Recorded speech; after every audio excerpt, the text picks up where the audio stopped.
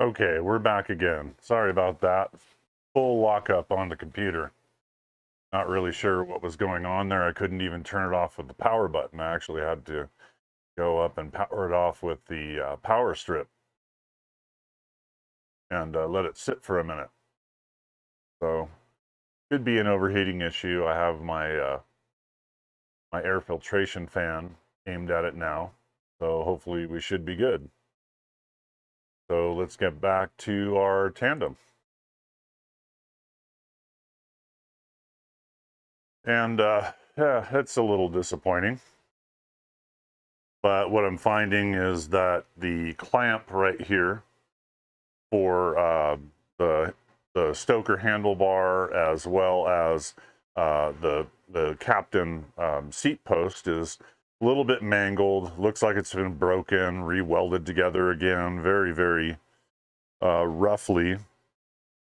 And so yeah, I may need to do a little bit of work to this to get it to function properly.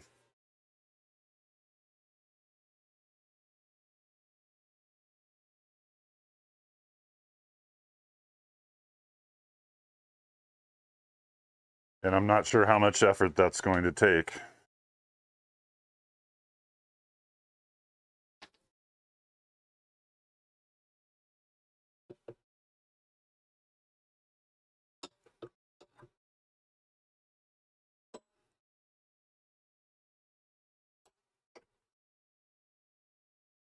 Trying to give it a little squish there in the vise. So yeah, I'm not sure about this part right here. The slot is facing the front, and that is typically where you want your clamp to operate. So if there's a split in your seat tube, then that is where you want this clamp oriented. So what happens is, because you're trying to squeeze this whole tube from the back side, it's not going to get the same grip as if the split in the clamp is right over where the split is on the frame. Now I've run them this way before. Let's get a wrench. We're going to have to guess here.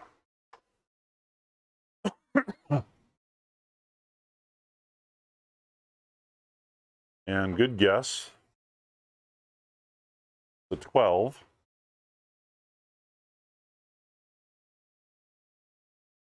I want to loosen this bolt up here.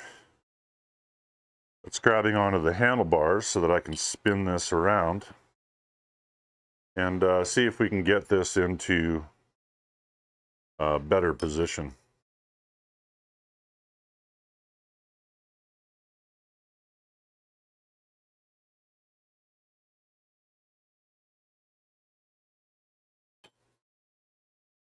Yeah, the steel on here is just pretty darn mangled. Let's see if I can pull the handlebar out. I may have to pull the grip off of here, and this grip is pretty much destroyed anyway. That was definitely something that I noticed right away, that I'm going to need some new grips.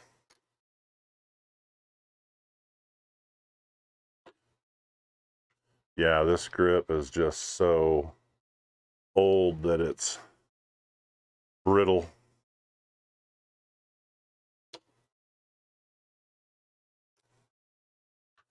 Literally coming off in chunks.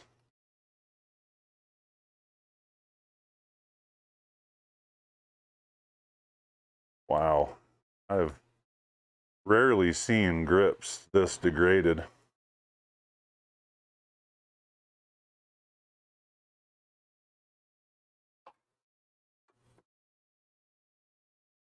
Literally having to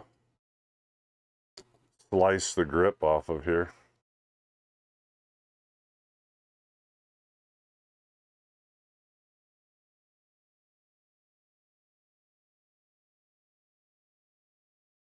all part of it, though. When you get into a restoration project like this, you can't really complain about what's happened before. You just address it as well as you can.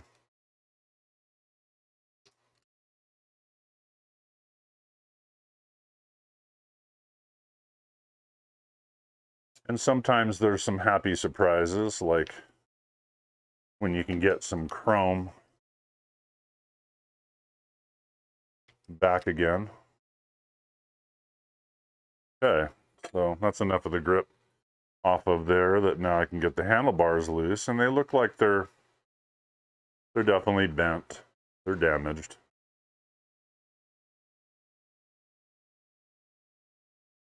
Unfortunately, or I mean, fortunately, this style of handlebar is pretty commonly available.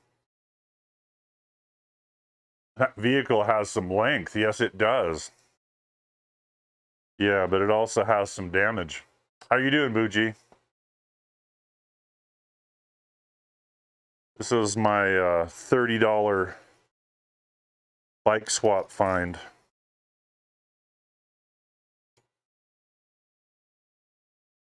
And what I heard is that it was donated to the bicycle co-op while serving as a lawn ornament. Somebody just had this. Doing all right. Aside from not being able to walk, what's going on, man? Are you okay? Are you having some medical issues? I'm doing okay. I missed streaming yesterday. Other than coming back with this tandem, the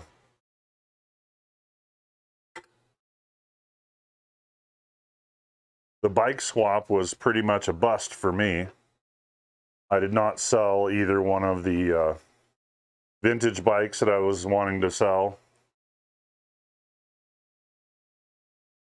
Oh, wow. Yeah, that handlebar is pretty darn crooked.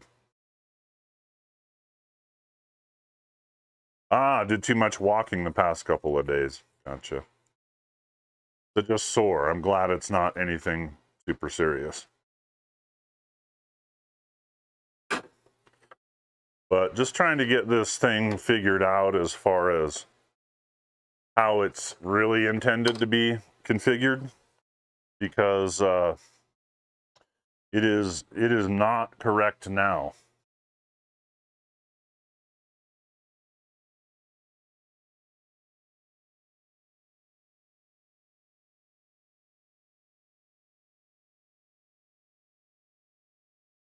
I think this is upside down.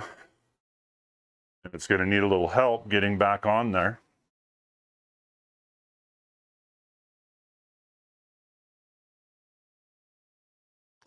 Everything's just been kind of abused on this poor thing.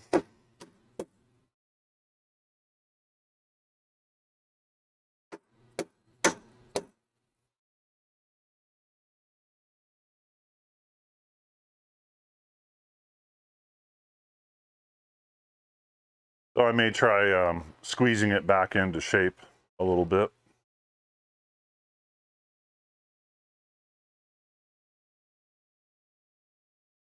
Bolt didn't have any grease on it.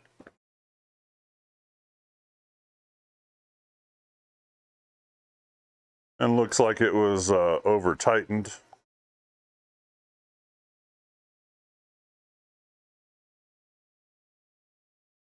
So get a little lube on there.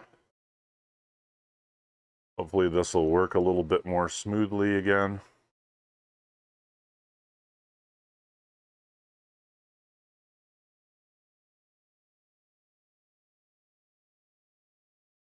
There we go.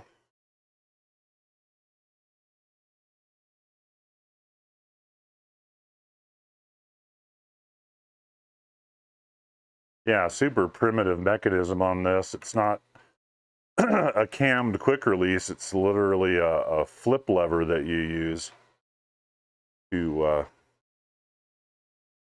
adjust the seat post. And the seat post had a hole drilled in it at some point for I don't know what reason. Maybe an accessory, maybe a trailer attached to it. I don't really know. But we're still going to grease it up before we put it back in there, even though I will more than likely be replacing this. These seat posts are pretty common, pretty cheap. I'm sure I can pick a couple up on Amazon or eBay or something like that.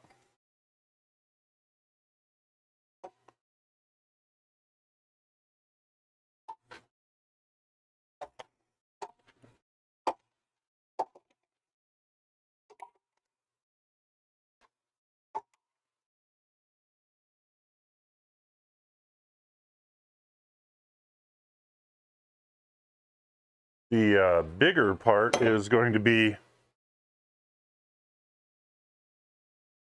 finding a crankset that will work with this.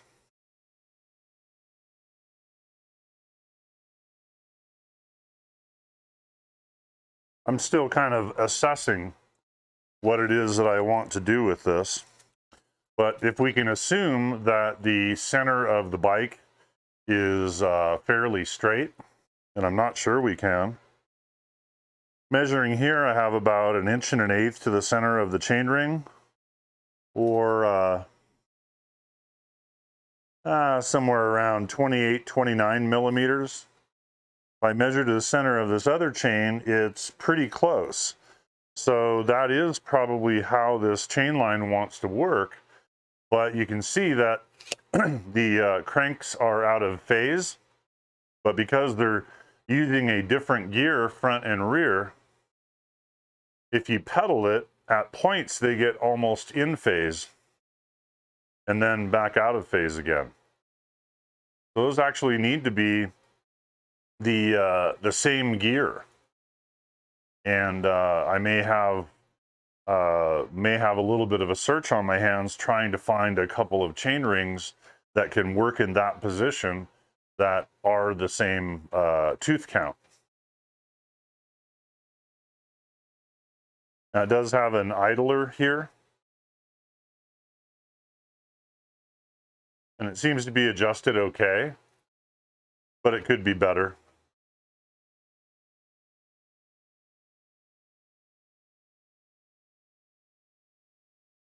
Also seem to have a little bit of rub on the frame. This was one of the things that my buddy Grantley was talking about, that as you ride it, with the power of 2 people pulling on that chain, this does tend to slip a little bit. And so there's a product out there that is made for this. They use it on BMX bikes or really any kind of single speed bike with what they call a horizontal dropout. You'll notice that the dropout is kind of angled down like this.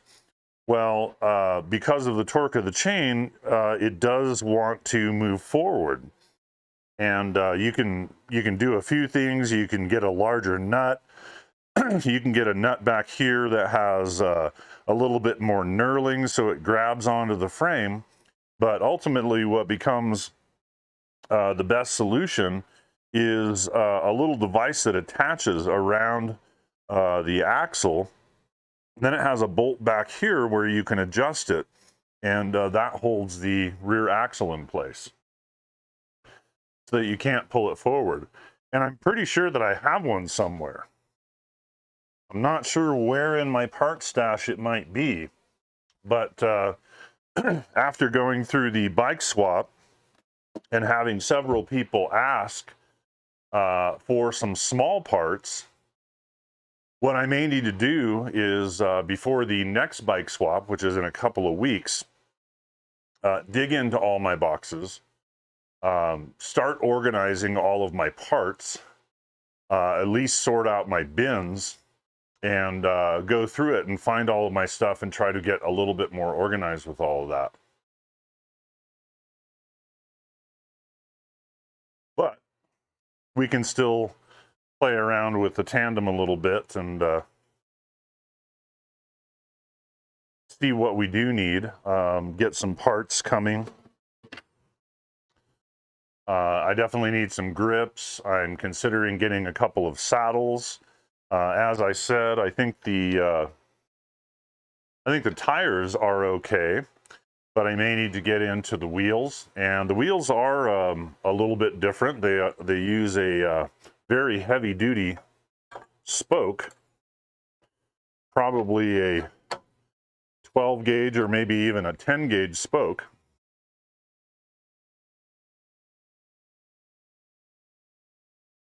And as I said, this handlebar is also bent. Now, it could be that when they did the welding there, they just did it incorrectly and bent the handlebar to accommodate the crookedness of this clamp. But yeah, I just don't know.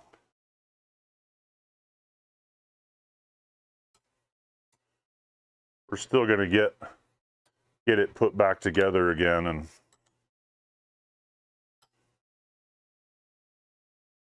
I'll have to do some searching to see if I can find a replacement clamp here.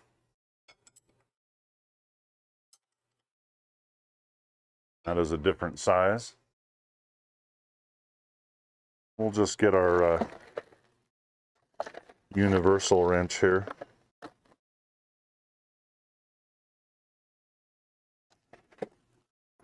The pliers wrench.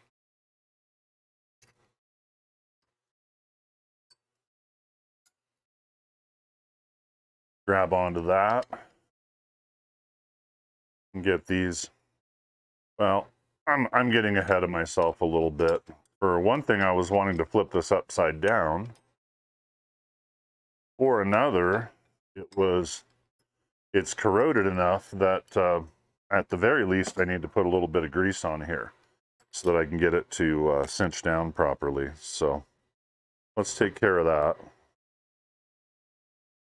At some point, I'm probably going to break it down further, but probably not until I get all of the parts necessary to put it back together again.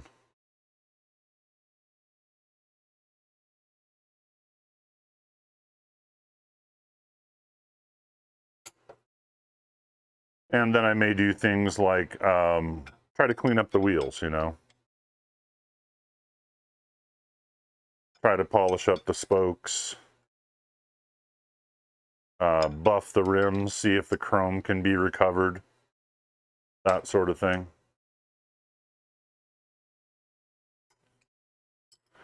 Okay, so those are snug now. And now let's see if we can use this little lever here to get the seat post tight. Like I said, I think this was in the incorrect orientation.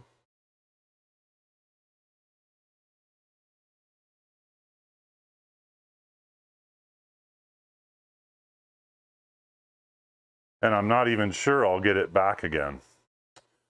Somebody's spray painted the entire thing without disassembling. So there's like a little rubber handle on this lever that was painted right over. So I'm not sure if I can even recover that, but there are things I could do, like use Plasti-Dip. Re-dip these handles, just cut off this old handle, get the metal all cleaned up, and then re-dip the handle so that it works again. So yeah, it's going to be a bit of work to get this thing where I'm satisfied with it.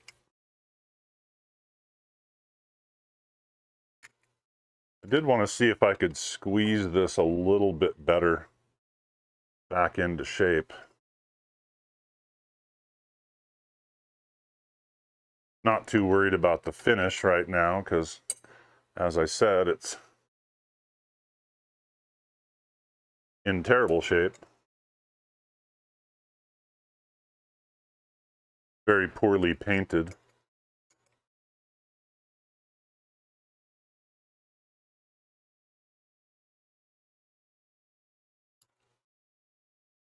But it seems like the seat, no, not quite. A little tighter.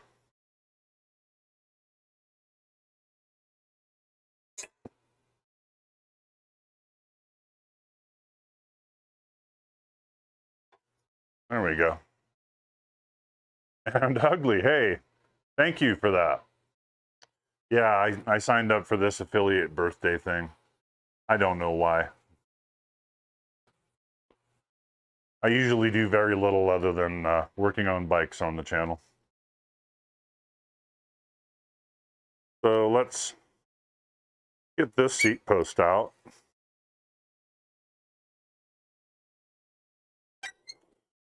Well, at least get some grease onto.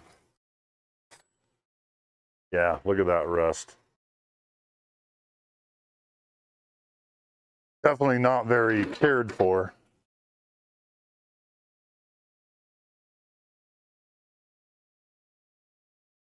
I'll hit it with a little bit of steel wool first. It told me to say that before I could say anything. Well, like I said, sorry about that.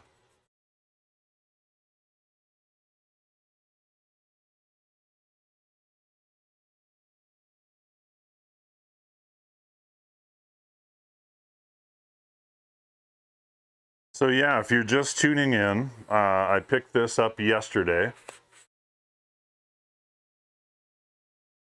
It is a tandem bicycle, or a bicycle built for two.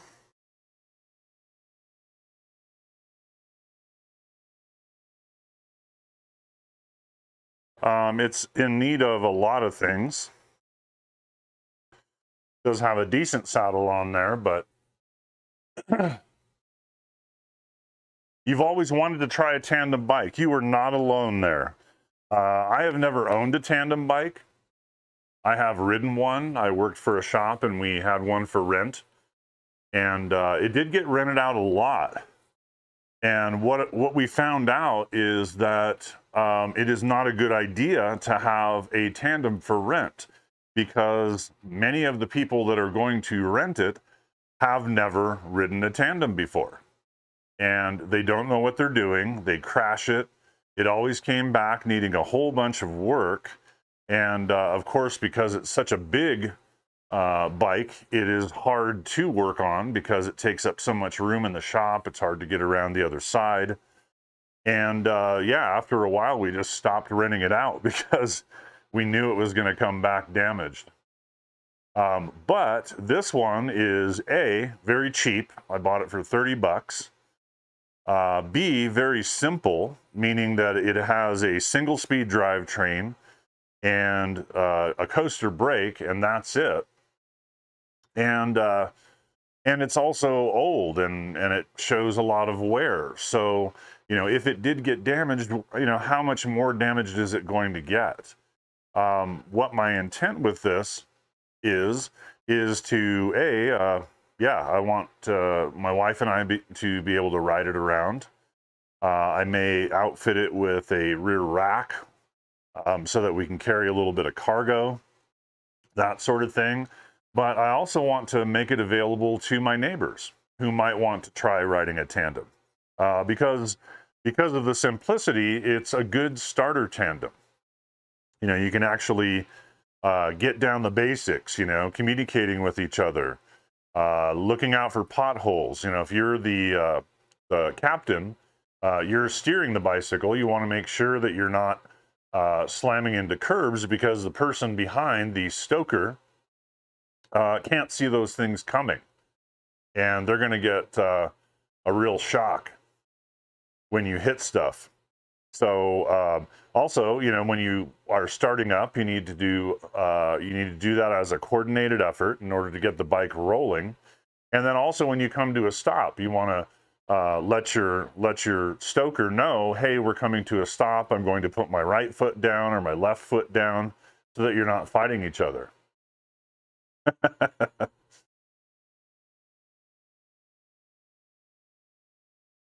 Yeah, I'm just saying it's a good test of a relationship. In cycling circles, they say that about tandems is they will either make or break a relationship. If you're not good at communicating with your partner, you're going to have a bad time. It's not really ultra complex. It's just like I said. It's a good test of your ability to communicate.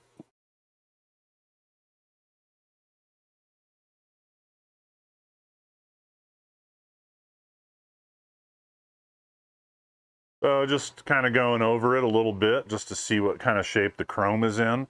The front handlebar actually seems like it's in pretty good shape. The rear one has definitely been bent, and that's for good reason. When you crash a tandem, this handlebar is fixed to the bike, so it's going to take the brunt of all of the impacts, and it makes sense that this one is bent.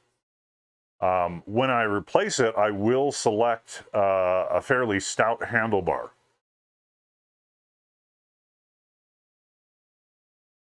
Probably a walled. And if you're not familiar with walled, they're one of the oldest component manufacturers in the US. And it kind of shows. Their designs are all very old school looking.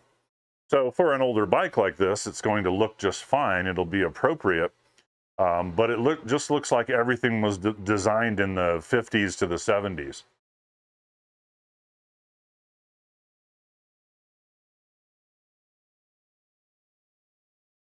And it looks like the chrome has a little bit of rust on it, but I'm able to buff it off, and that is a very good sign. It means that all of the rust that you may be seeing is just on the surface. It should be able to be polished up. Now these spokes are very heavy gauge and they're zinc. And fortunately, they do have a little bit of corrosion on them, but not a lot. And it looks like they'll shine up. They won't be as shiny as the chrome.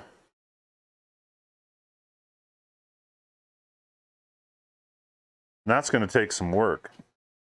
But they're so thick and so stout that that actually, again, gives me a little bit of confidence in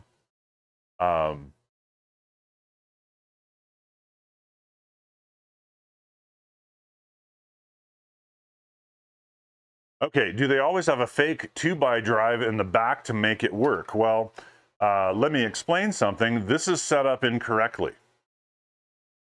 Typically, when you set up a tandem, you want your pedals to be in sync, your crank arms to be in sync. Now you can see that they're like half out of phase right here. Well, as you pedal it, you'll notice that they get almost back into phase again. And that is because they're using a different gear, a different tooth count, front and rear. Now, you can set up a tandem where they are halfway in sync. So when this pedal is forward, these are up. And what that does, yeah, they use different size chain rings. I don't really know what the history is behind this thing. It was a lawn ornament for a while, so it got all kinds of weather. There are some rust spots I'm going to have to try to sand out, maybe repaint the frame and the fork. But I definitely need to sort out the chain ring. In sync and out of phase, yes. The rear wheel is super tiny. It's actually a 26-inch. So the same size as a cruiser or a mountain bike. As a matter of fact, these are mountain bike tires that are on the tandem. But I think it's just the scale of it that makes it look a little bit smaller. Now, I was kind of curious. I have a set of 26-inch chrome fenders somewhere.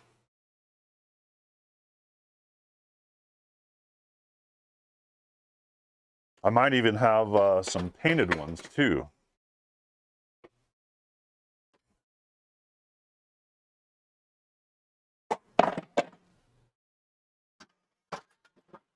These are pretty nice and fat. I'll just grab all my fenders here.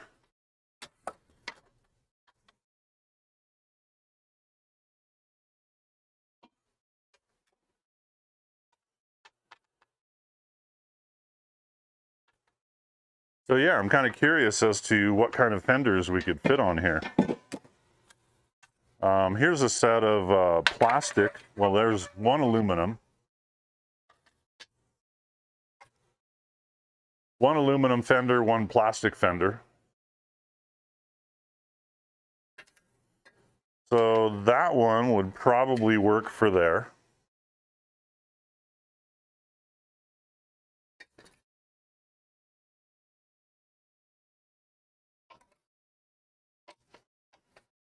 Looks like a plastic fender would also work. This looks like it might be for a slightly larger wheel diameter. Then I have some kind of hot rod looking fenders that are a little wider.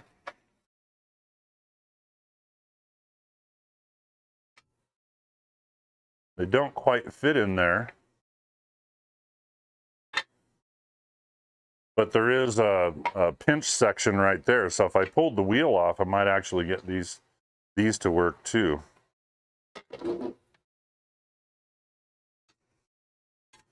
But I do feel like some fenders might be kind of nice to have on there.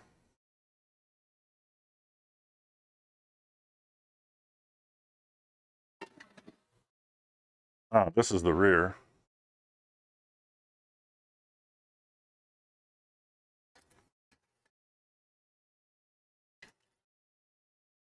Yeah, I'd have to do some work to get that in there. But you can see it's cut away for the chain right there. So this is just kind of a partial fender. Not a full fender, but it might look kind of nice that way too. You know, paint these to match the frame. Yeah, so this is my front fender.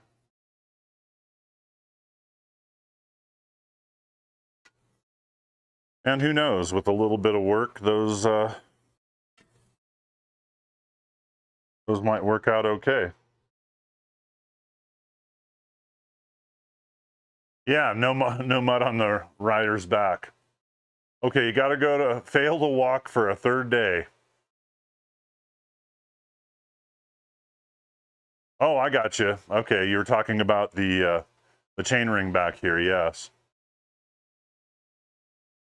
It's called the bitch seat for a reason.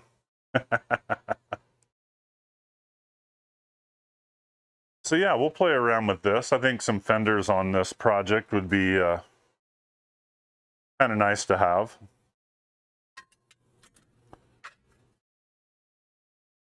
They do have a fairly nice look. These are from a Diamondback Delacruz.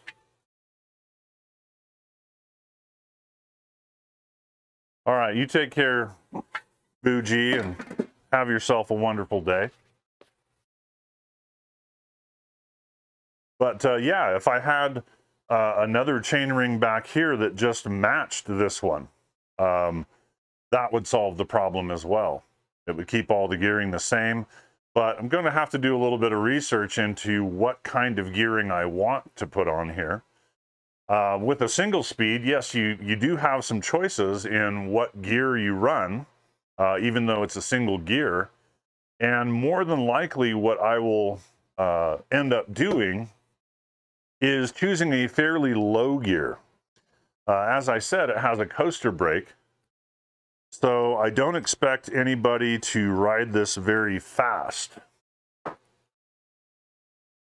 because you wouldn't be able to stop again.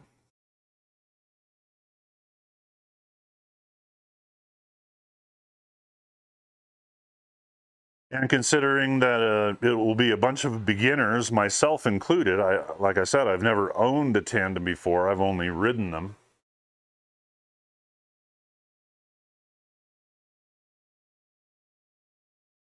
Yeah, starting out slow is probably a little bit better. No downhill tandem racing. Well, that is kind of a funny thing about tandems, is that they are actually potentially really fast. Because you have the profile of one rider, and in essence, your rear position is drafting your front position. Yeah, they can end up going very, very fast downhill.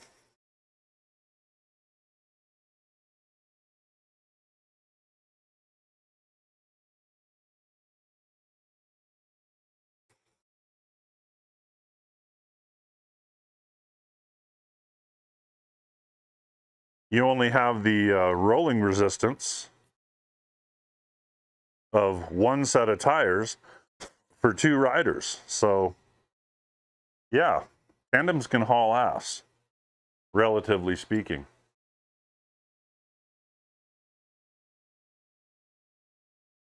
I hope that exists, 200mm forks. Yeah, this clamp seems to be in a little bit better shape, but corroded.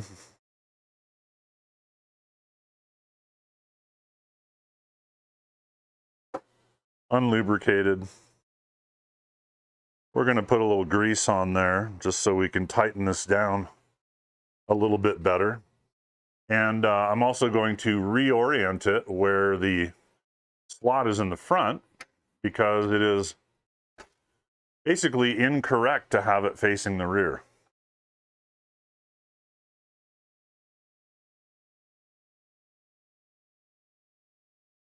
And it looks like that might be upside down.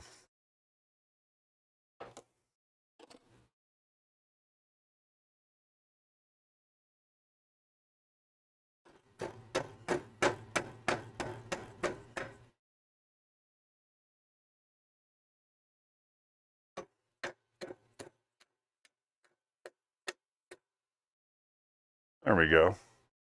Now the clamp section is a little bit lower, so it should have better engagement with the seat post.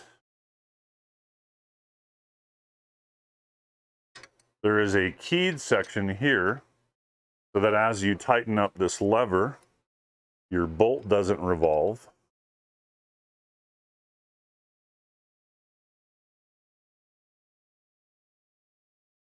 Get that started on there.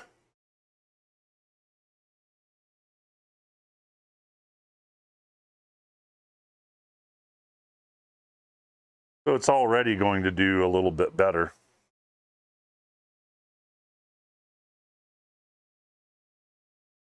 The seat post should clamp a little bit better.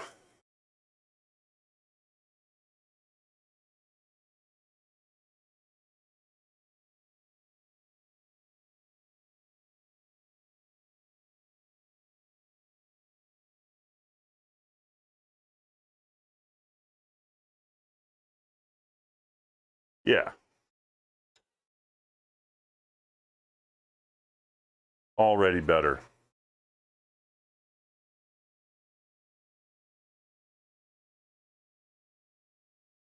So, mismatched saddles, yes, that bothers me a little bit. It does bother me a little bit.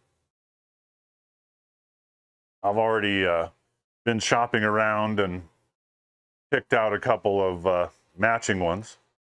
I'm thinking about going brown with these. Mm-hmm. Yeah, although both of them are pretty wide saddles. I think brown would look classy. I'm not going to go all the way to a full leather saddle because, again, I don't want to have anything too expensive on this bike because I don't want people to be afraid of riding it, be afraid of crashing it. You know, if it sustains a little bit of damage, that's okay. The saddles that I'm considering are cruiser saddles, so they do have the springs like this one. And quite honestly, if I was going to be setting this bike up, I would have put this saddle on the rear because it's the rear rider that can't see things coming, bumps in the road, and they really do need that cushion in the rear. But they also have cruiser saddles that have a bar around the backside.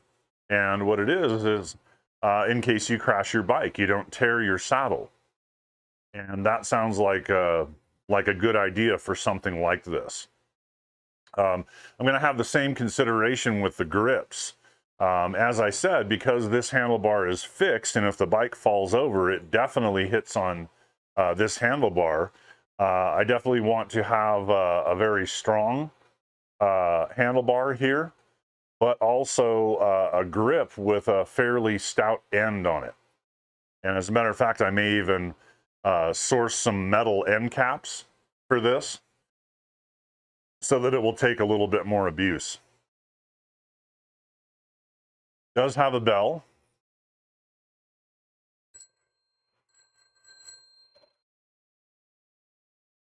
So that might stay. And it's kind of a shame because it has a few little chrome details too that were painted over.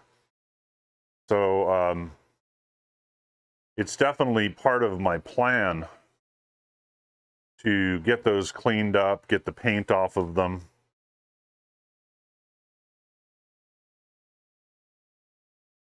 And give it a little bit of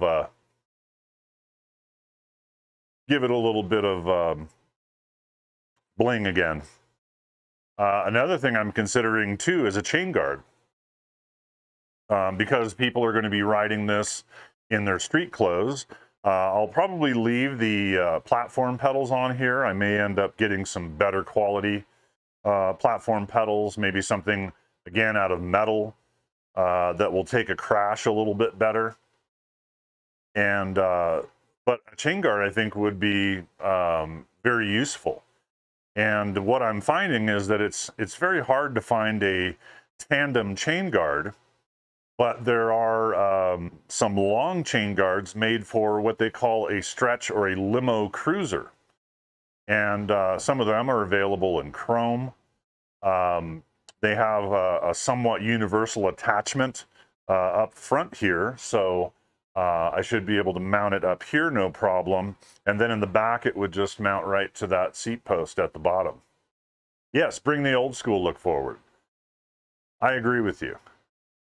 So fenders, chain guard, you know, cruiser style seats, leather looking grips, even if they're not actually leather.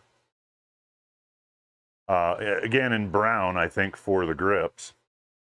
And that way I don't have to spend a whole lot of money on it to get it working again.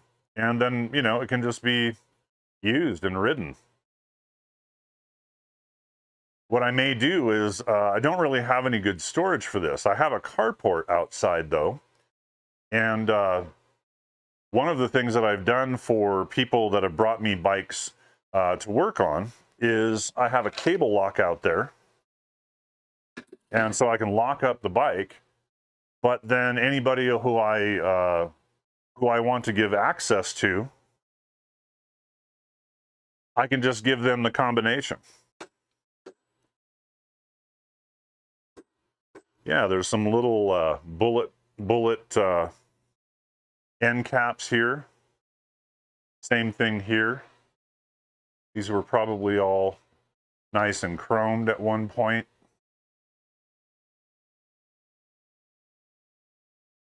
One of them's missing back here.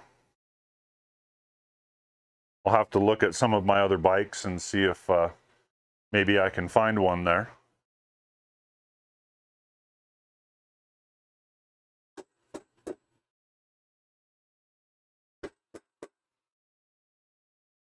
The cap on the on the forks is chromed as well, and so the paint is flaking off of it. So I'd like to take this all apart. I'll service the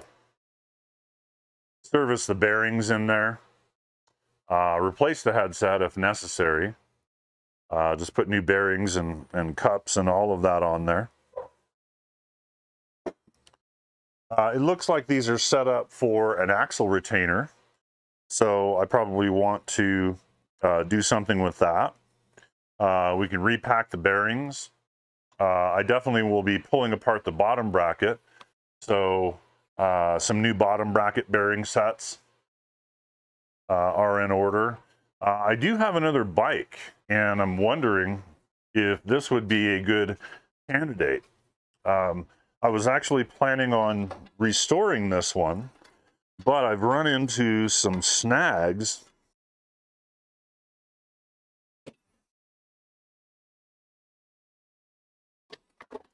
And I'm considering abandoning this one. But it does have the right crankset.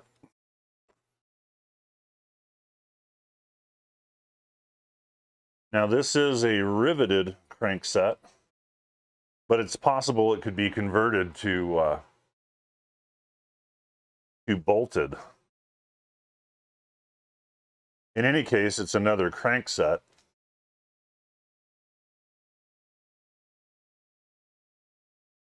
I don't know. I'll have to do some searching, because there are things about this bike that I do like, such as, well, I did buy this saddle. It's just kind of an inexpensive saddle, leather look, but it does have the chrome springs on there. This one has a disc brake on it, which is kind of unique. An early Shimano disc brake from the 1970s. And then it also has a positron shifting system on it, which uses a rigid cable to both pull and push the derailleur. And I actually ordered another cable for it. So yeah, I'm just not sure about this one. If I can get the wheels sorted out, then I may bring this one back again too.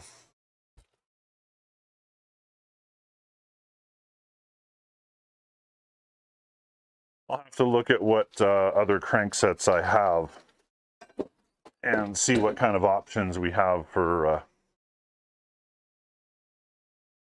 swapping things around.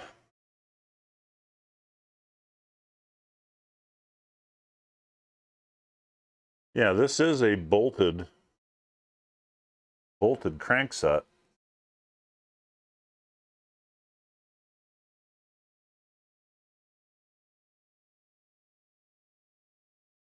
Yeah, definitely a lot of rust down around in here. We'll address that once we start stripping the bike. Doesn't appear that the wheels are severely out of true, but it does seem like the rear hub should get repacked with grease. As I said, it's a very nice heavy-duty wheel, has a steel hub. Should be able to rebuild all of that. We can repack it with new bearings. We can polish up the chrome.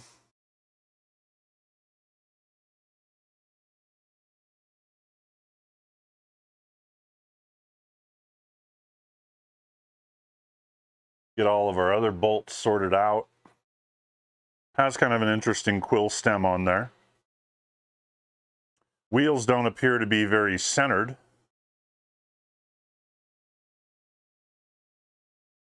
So that'll have to be addressed too. Yeah, I'm getting a better idea of what it is that I want to do with this. I actually do like the double step through. A lot of tandems have what is basically a boy's bike in the front, where it has a level top tube, and then drops down in the rear for the passenger, because that's typically how it goes. A man who's a little bit bigger is the captain, a woman is the stoker, because they're a little bit smaller. And the bike is more stable that way with a heavier person up front. You get more weight over the front tires, so you have good control and traction for steering and turning. And also you're steering for two people. So, you know, the weight is in essence doubled compared to a single bike. So it does take a little bit more arm strength to get it to turn and move.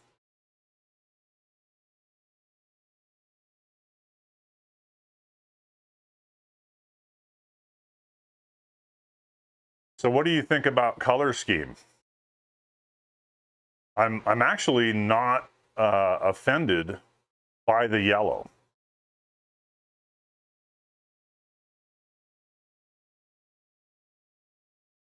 But it needs a new paint job. But you know, we could do something fun with it. Do a two-tone paint job. You know, mask off certain parts of the frame.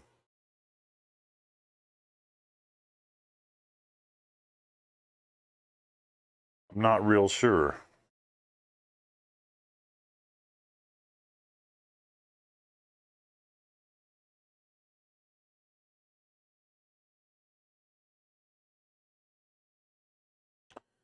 I think I'd like to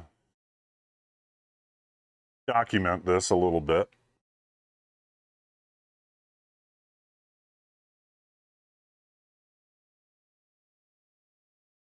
Take some before and after pictures, as it were.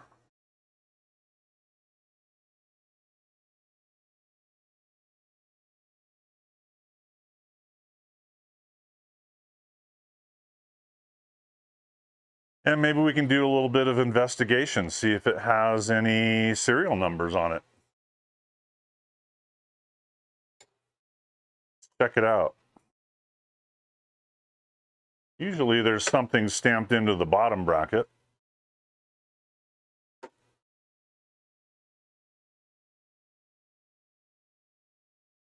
And I'm not seeing anything there.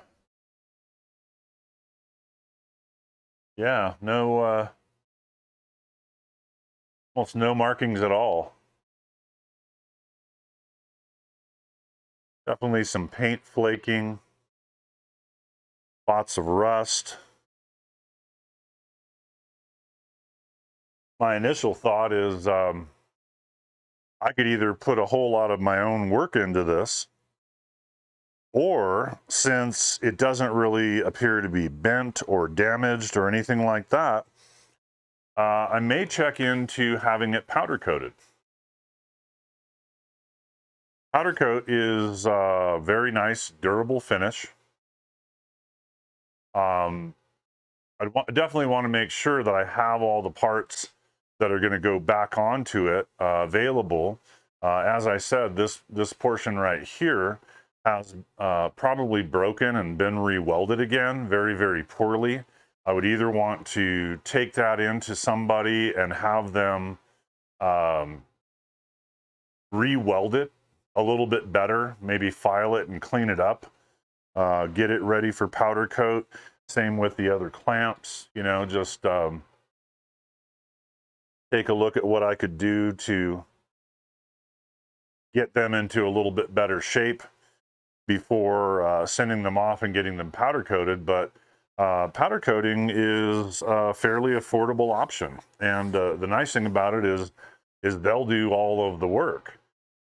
They throw it into a booth, they'll sandblast it, remove all the paint off of it, take it down to the bare metal, and then hit it with powder coat and bake the entire thing.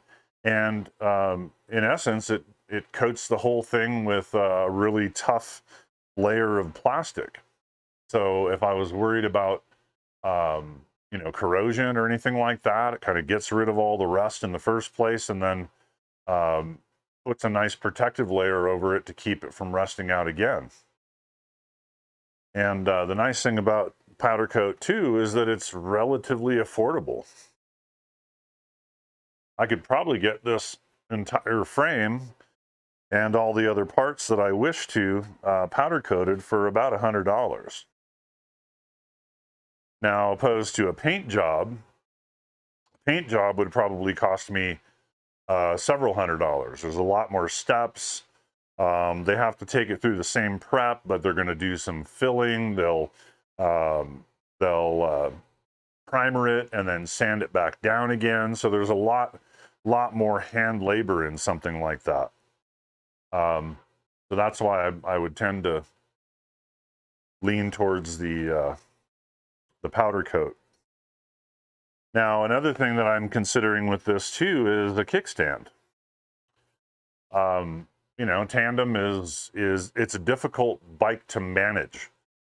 And if you had a kickstand on it, especially if you want to load some cargo on there, like for instance, put a rear rack on here,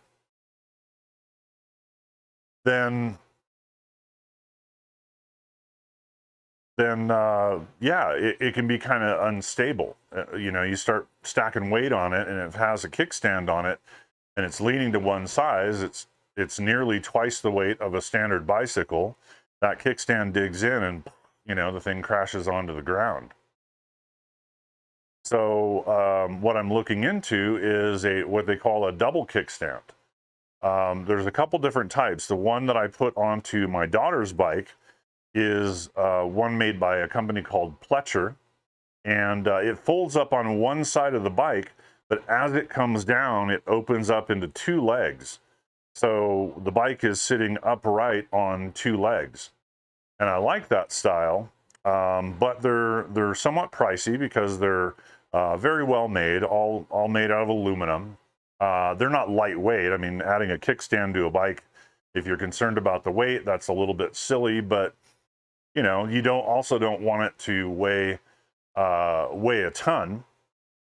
And steel kickstands are typically made out of solid steel bar stock, so they really do add a lot of weight to the bike. But the type that I'm thinking about is one that I've seen on like 1950s bicycles, where the kickstand actually attaches to the rear axle, and it's on springs, and it has like a little rear rack, and it's actually tied together behind the rear wheel. Well, when you come to a stop, you kick it down, and because of the spring, it reaches like a cam over spot, and then will sit underneath the wheel. So you can literally like kick it down and then pull the bike back, and it will lift up onto a kickstand. And those I've actually found fairly affordable. Hey, Link Hunter, how's it going? So I know how you like deals. What do you think I paid for this? It's a mostly functional tandem. There's definitely some wonky stuff here.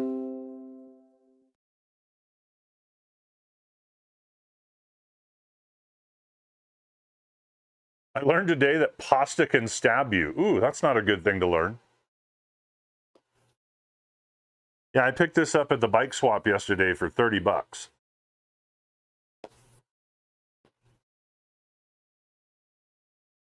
And I'm definitely going to have to put some work into it. But overall, I'm pretty pleased with that price.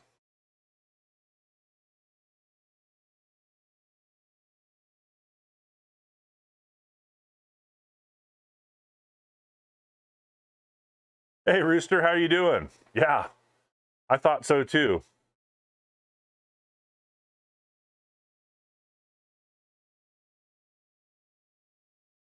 I mean, it has some issues, but it is technically rideable.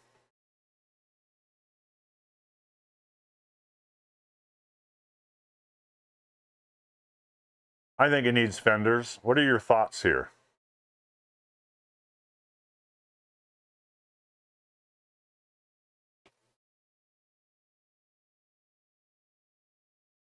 You drop pasta on the floor. I'm using for lasagna. Yeah, those lasagna noodles can get kind of sharp. You're cooking biscuits and gravy. Nice. I am doing well.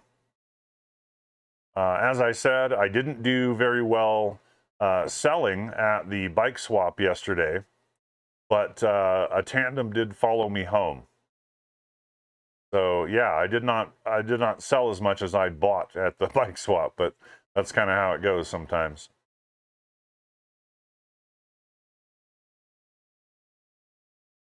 So yeah, I'm getting more and more curious about this thing.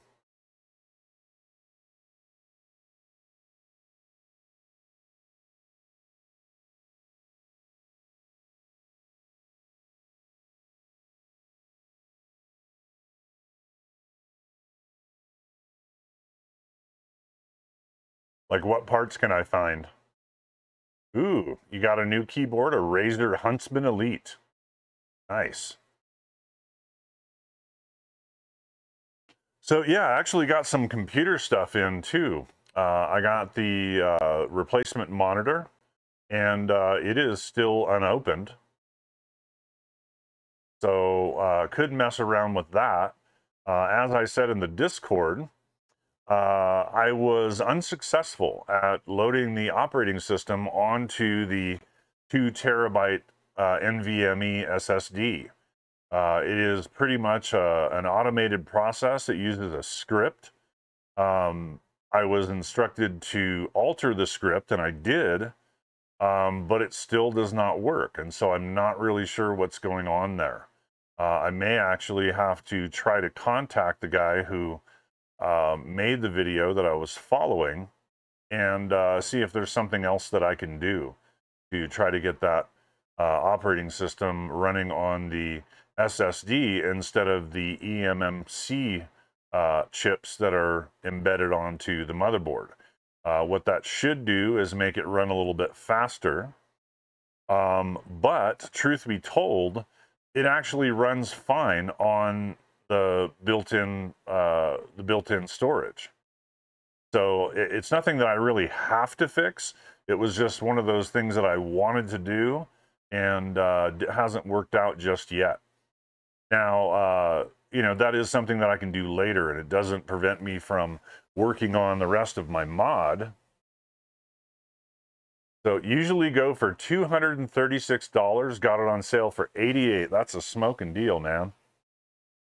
Yeah, you know how to find them.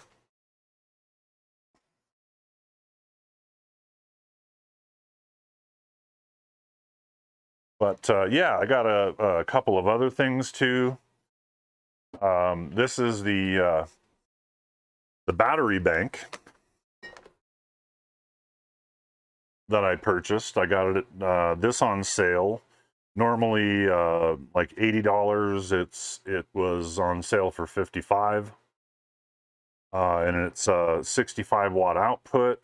Does have the PD output that this computer requires to run on, and it actually does have a gauge too.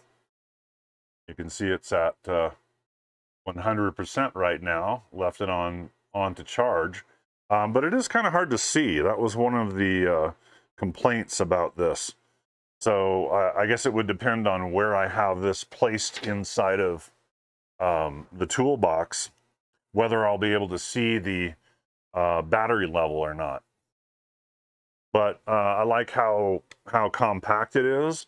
This one is 30,000 milliamp hours. And just for comparison, I'll grab the other one. And there is a little bit more to this other one, because it has an inverter inside of here. Nice. Dixie tires for $7. That's a great deal. So this one is a 20,000 milliamp hour battery bank. But you'll notice that it has things like a cooling fan inside of here that I have actually yet seen kick on because I haven't used the battery pack. But it also has an inverter for 110. But it does make it a lot bulkier than this one that is just a straight up battery pack. So it makes me wonder, You know, is this all that they claim? You know, are there enough cells inside of here that it's going to put out 50% more, 50% more power than the other one? I don't really know. But this last Friday, I did place an Amazon order for a lot of little bits and pieces. USB-C adapters, right angle adapters in both directions, shorter cables like 12-inch and 18-inch cables that I'm going to need to cable all this and get my monitor set into the top of the box there, as well as some other kind of interesting little items like some friction hinges.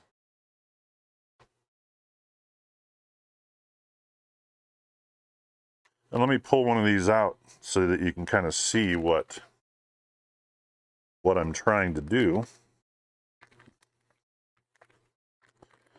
Comes with mounting screws that I probably won't end up using. But there's a little pair of hinges, and they work as a standard hinge, except that they have some internal tension built into them. You'll see that there's a little snap ring on each side. Well, what that does is puts that friction on the hinge where it holds its position.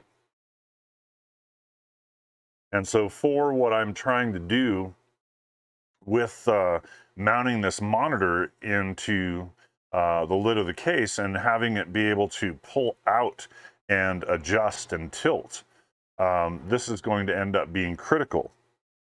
So let me get the tandem down, because I don't think that there's really a whole lot more I can do with it.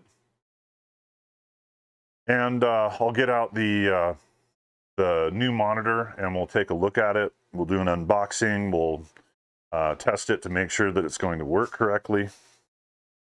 All that sort of thing.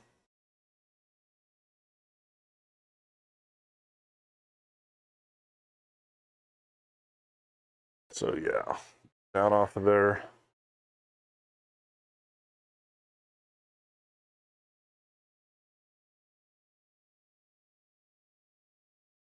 This thing is kind of a beast.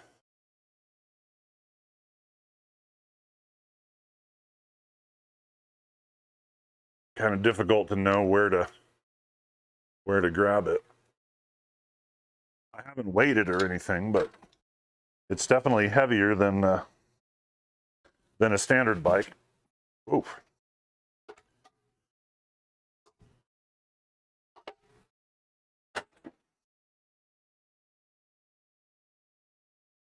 Okay, that's probably enough out of the way.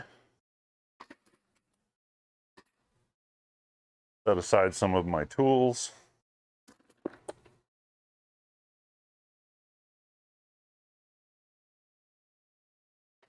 Rags and things. Go to our table view here. So yeah, I have everything kind of set up here, just not plugged in. And here is the ViewSonic monitor. Yes, we're going to do a little bit of tech stuff.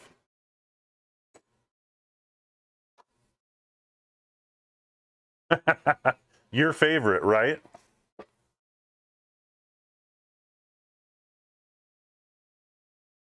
Like, you don't deal with tech stuff every single day. So we'll grab our other battery banks here.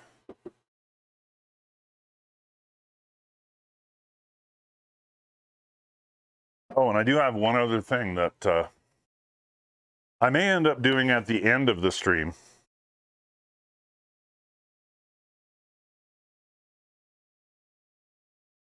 But I have some thermal adhesive. So that is for the heatsink that we've been just kind of sitting on top of the little Melee Quieter 3C computer. But yeah, I would like to glue this on there so that it has a little bit better thermal conduction, but also so it just stays put. I don't really see any reason why, you know, I would need to take it off of there again. And I could, you know, get in there with a blade or something and kind of shave it off of there, but it's definitely going to leave some adhesive residue on the computer. So I don't know, maybe I'll wait on this until I'm absolutely sure that this is the way I'm going to go. I had one thought that, you know, the heatsink is kind of deep. You can see how the computer is very thin, and that I might be able to do a little bit more research and just find a heatsink that's a little bit shorter, or even potentially shaving this one down. Now, I'd lose a little bit of the surface area, but it would still probably be effective. So I don't know about that. Okay, so the ViewSonic is what we've been using. If I plug this into my PD power source here, actually you could see the monitor activating there. But if I plug this into the PD, you'll see that the power button lights up on the computer. The power passes through to the monitor, and if I hit the power button, we'll boot into Windows 11.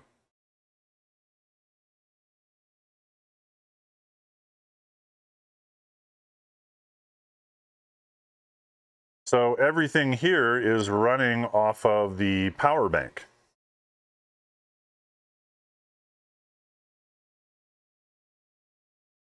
The monitor is only plugged in with a single USB-C cable, which sends the video to the screen.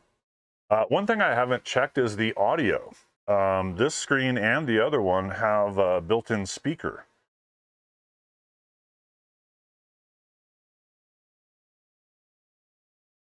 So I haven't installed Chrome onto this.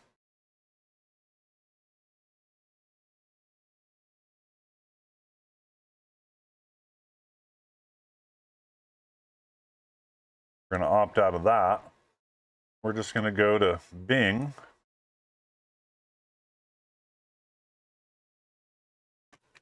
And we'll just pull up a YouTube video. Just something random, but something that has audio, because I am curious.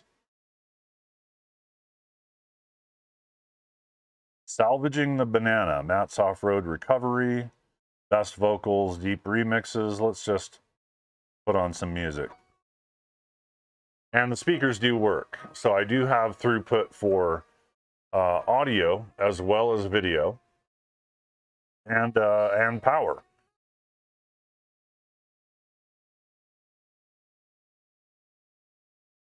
And it doesn't sound too bad for speakers built into a monitor. Okay. So now that we've confirmed everything works, we're just going to shut it down. And we'll unbox our other monitor.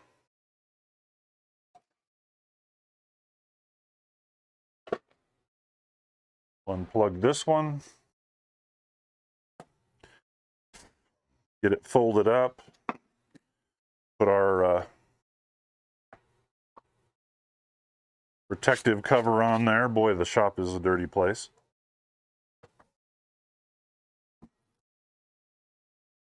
Oh, and a beetle.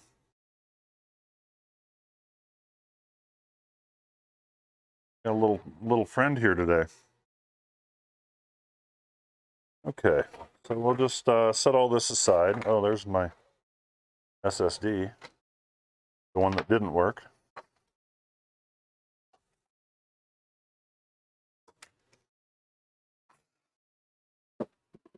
And we'll take a look at the monitor.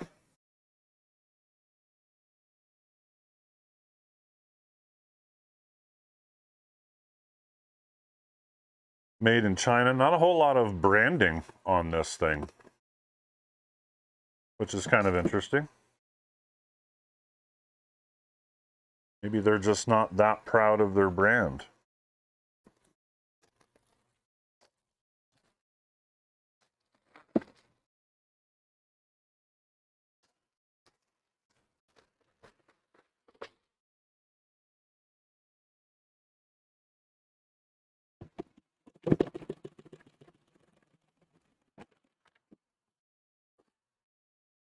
Or they're just using a generic box for many brands. Who knows? Let's just drop this right back into the box. Lid. And this right here, I believe, is our monitor right on top.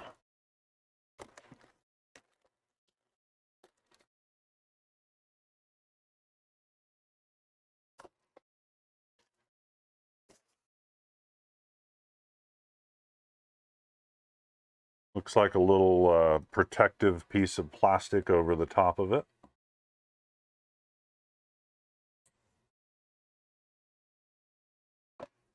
Little kickstand on the back side. And this was what made me interested in this monitor. You can see that it has a little kickstand, but this kickstand also rotates.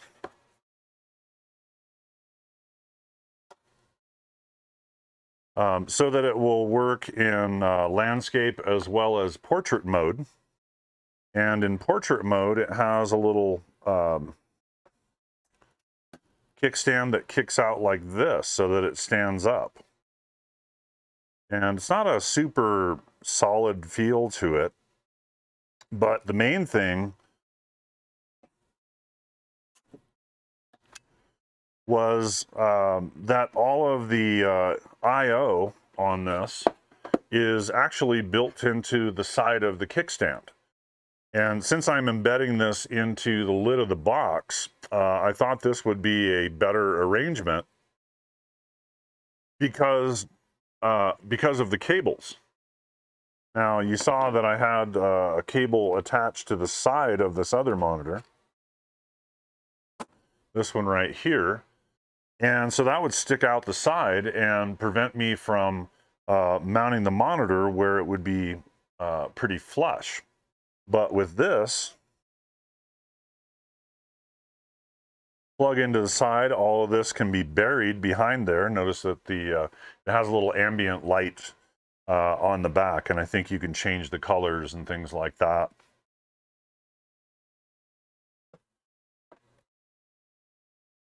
But I should be able to manage these cables a little bit easier.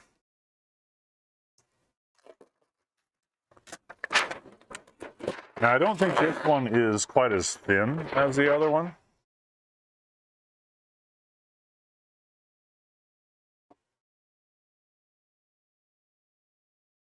Yeah, it seems like it's a little thicker, and it's also not really flat. Can you see that? Actually has like a little bit of a bow to it, which is weird.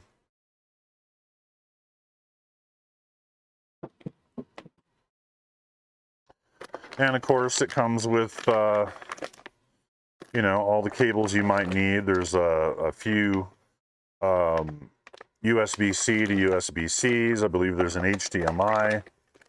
There's USB to US, or I'm sorry, that's an HDMI cable, and it does have a full-sized HDMI plug. A little user's manual here, and I believe this is the power adapter. So if you had a laptop or something that you had it plugged into that wasn't providing enough power, this is a PD 30 watt adapter, so that'll power the monitor independently. So well, that would be the other thing, is if you have an HDMI connection to the monitor, that does not provide power, so you can use this to provide power to the monitor. Little folding arrangement there, which is kind of handy, and I could probably use this to power my to charge my power bank. But for now, we don't need any of this. We just need to get our keyboard and mouse set up again.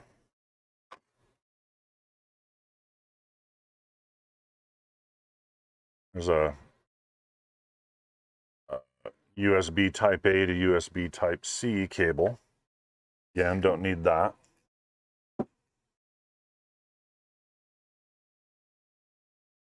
And let's power it back up again.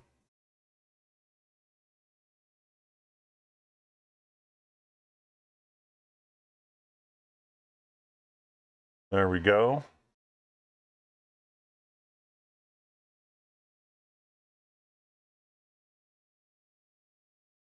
I don't know, this monitor it's really about the same thickness. It's a little bit thinner at the top, but down here, it's definitely thicker.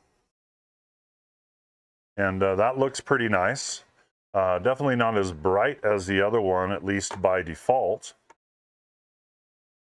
And that's something that, you know, I can play around with. I'm sure in the manual, there's some controls back here. A little knob, that's brightness. Yeah, you can turn up the brightness. Let's just turn it all the way up.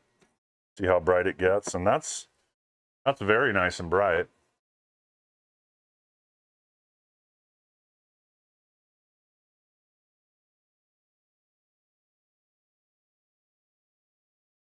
Yeah, looks pretty nice. Does have the touchscreen feature. You'll notice that it just selected the Microsoft Edge, and I can touch somewhere else. If I pull up a web page,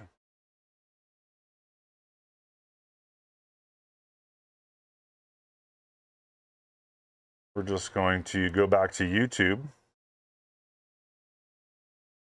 Actually, there's your summer mix.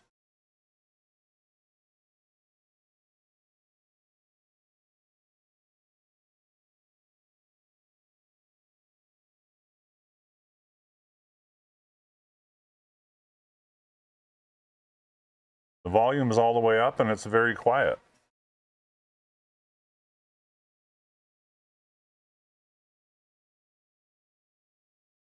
Yeah, not a very good audio on this one. Good thing that doesn't really matter to me.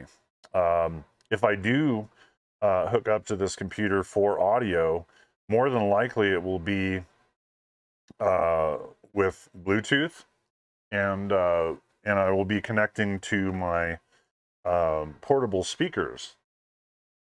So I like that it does have audio because, you know, for notifications and things like that, I'll still be able to hear it. But when I want to play music, I want to hook up to a little bit better quality speaker anyway. So you can see that I can scroll with this screen. This one does have the 5-point touch, not the 10-point touch, but it's still going to do, you know, a lot of the same stuff. You can pinch to zoom or to shrink. Does all the basics, so I'm just fine with that. And it seems like it's fairly responsive. See, I can select the next video just by touch. And I think I'm glad that I decided to include that feature, to select a monitor that does have touch. Now, I do have a keyboard that is on the way, and it is for a tablet. I'm going to skip the ads. It is for a tablet, and it does include a trackpad so that I don't need to have another surface to run a mouse on. And I think that's going to add to the convenience a bit. Yeah, I can hardly hear this.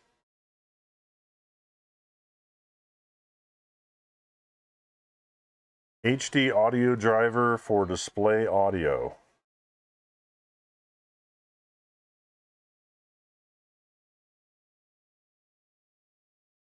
I wonder if this needs an audio update.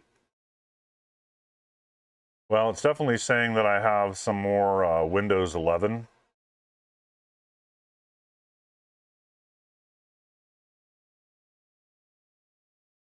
updates. So we might as well just update that.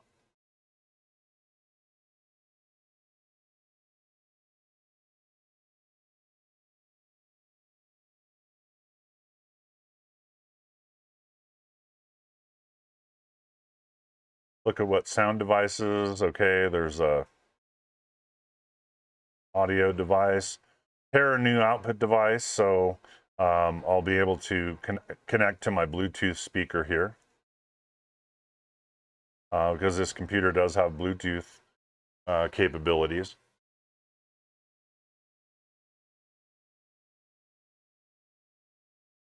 And I believe it's the two-way Bluetooth communication. So on my speakers, which are the JBL Flip 5 speakers,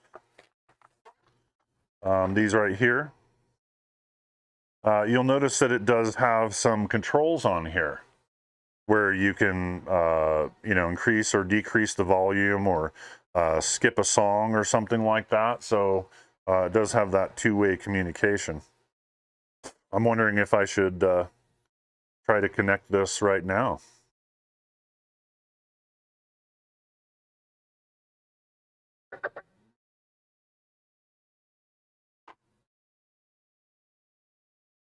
So I'll hit the Bluetooth button on here.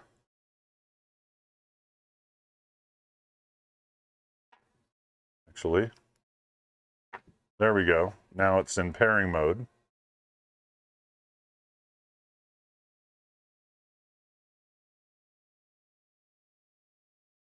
JBL Flip 5, there it is.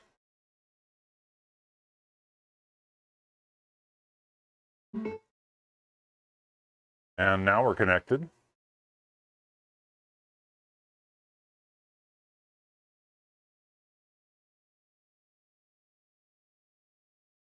Volume is not very high. Is this even playing?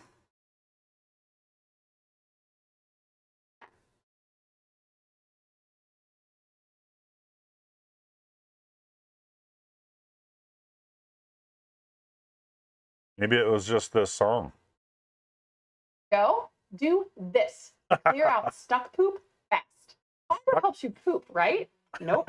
According to New York's top gut doctor, fiber just adds bulk and weight. Okay, now we're rocking.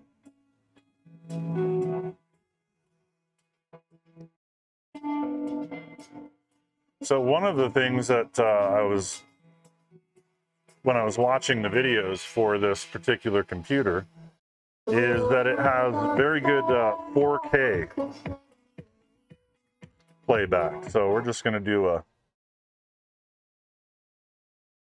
search for some 4K video flying over an island.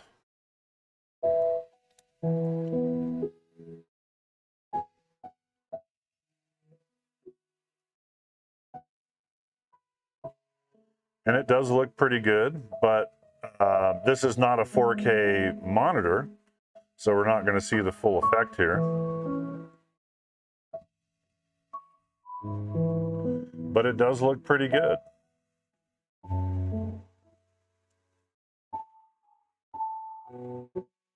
Looks like some drone footage here.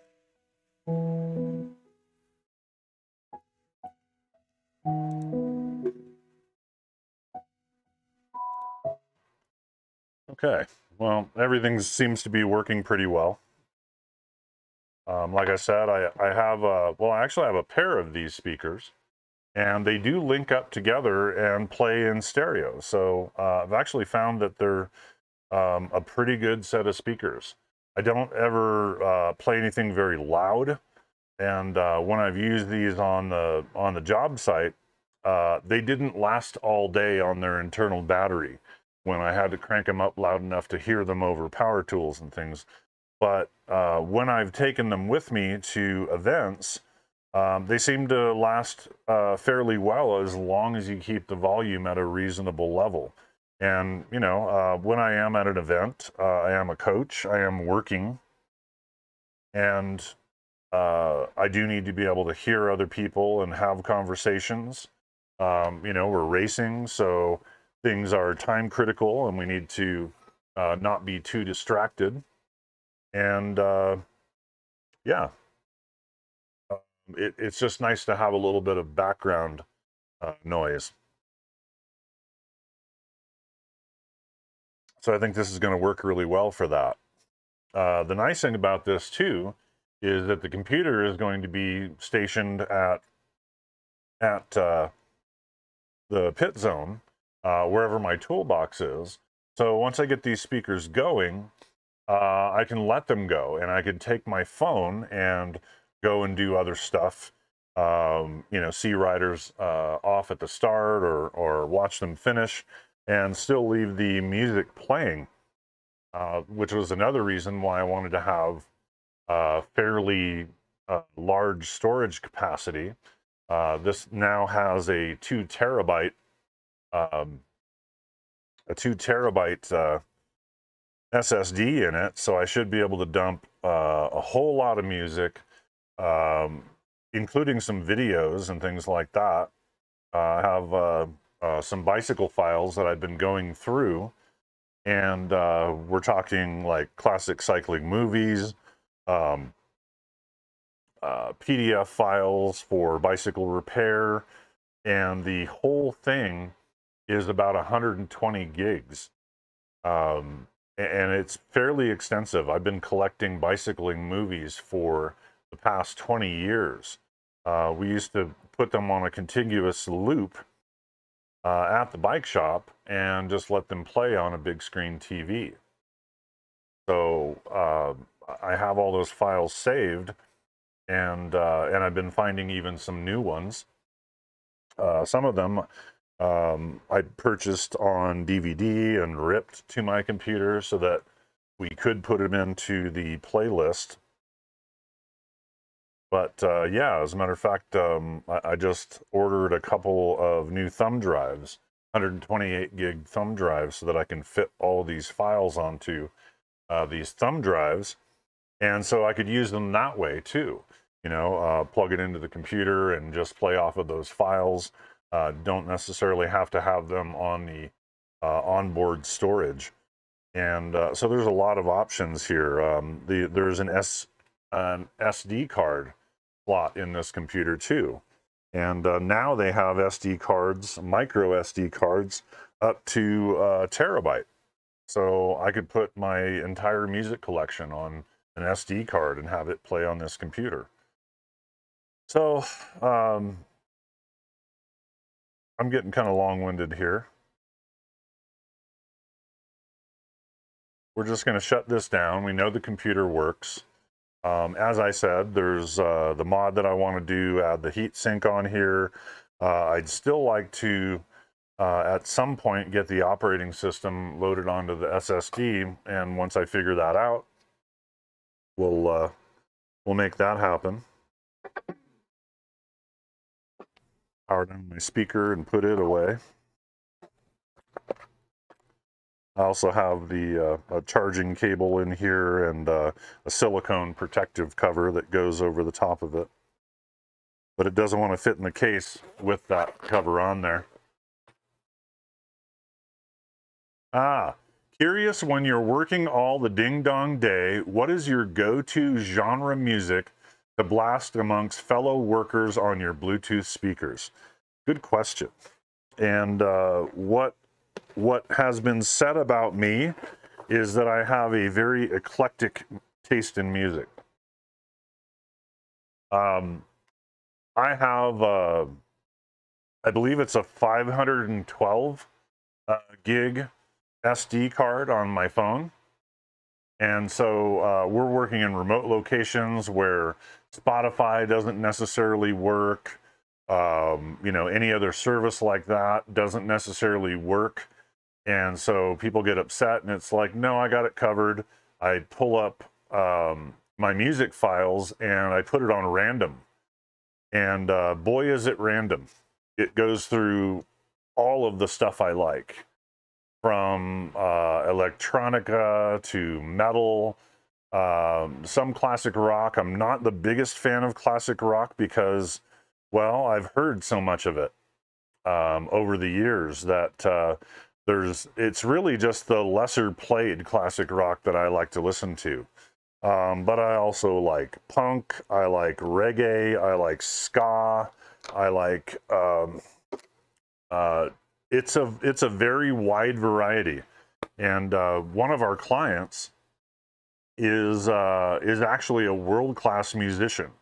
He is a banjo player, and he had to make a decision whether to continue to pursue his music career or pursue his passion for architecture, and he chose architecture.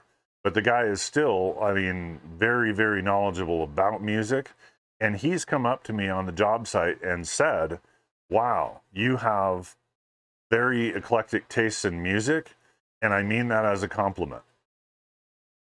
So yeah, I like a lot of different stuff there, Rooster. But we get into genres. Most of the guys on the crew, they like reggae, they like the ska. But what I've been doing lately has been using Spotify's DJ function, and it's in beta, but it's basically a bot that plays you music, and it just goes by what you've listened to at other times on Spotify, and then throws in stuff along the same lines as that. For the most part, it's kind of ridiculous and kind of dumb too, because the DJ comes on and says, "Hey, here's something that you used to really like," and then he plays the same stuff he's been playing for, the last several weeks. And it's like, no, I'm listening to that because you played it. But anyway, we nicknamed him. His name is Algorithm. Even though he goes by the edgy name of X. So I just wanted to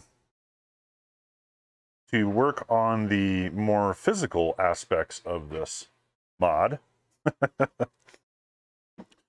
Close up our drawer there.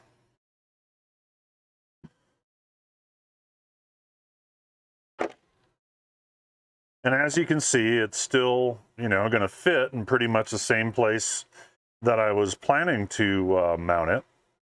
The kickstand on the back, I was giving this some thought regarding the other monitor, and like, how can I mount this?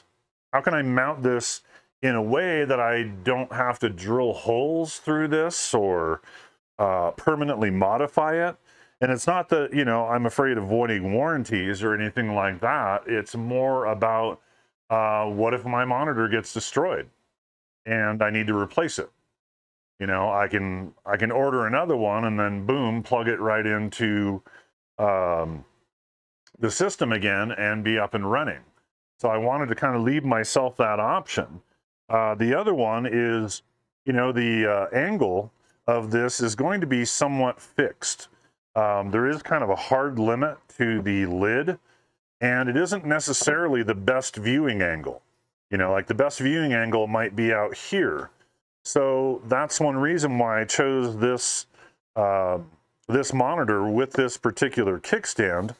The plan is to set it up. I have some phone magnet plates on order.